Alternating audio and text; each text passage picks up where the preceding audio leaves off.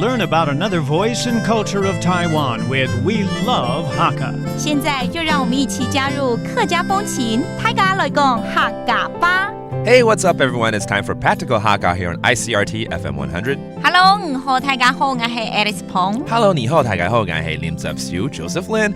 Here teaching you the phrase because it's the month of July. A lot of graduates are out there. What are you doing after graduation? 毕业后要做什么？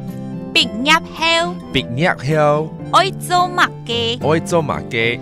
愛做乜嘅？這我們常常聽到，就是要做什麼嘛，哈。愛做乜嘅 that literally just means what are you doing? But 畢業 that's graduation 畢業 right? 對 OK 再講一次畢業後愛做乜嘅So what exactly would one do after they graduate? 有一些人呢可能很幸福可以出國錢多多其實很多學生都有這種夢想對不對對其實我們也很建議大家可以多出國去看看把自己的視野打開對 So maybe you're going abroad How do you say 出國出國出櫃不是要出櫃哦是要出國對出櫃出國 Okay that means going abroad Now 海陸腔出國 different dialect 出櫃for going abroad. Now, some will continue on with their studies after college. 大學完了之後有什麼碩士？小弟我就有碩士。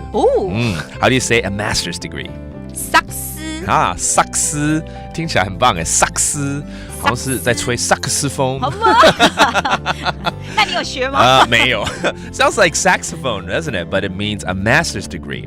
那有些人呢，念得更厲害了。博士。對，我老爸就是這樣子的一個人才，我也希望將來也可以成為博士。繼續。To be a doctor, get your PhD.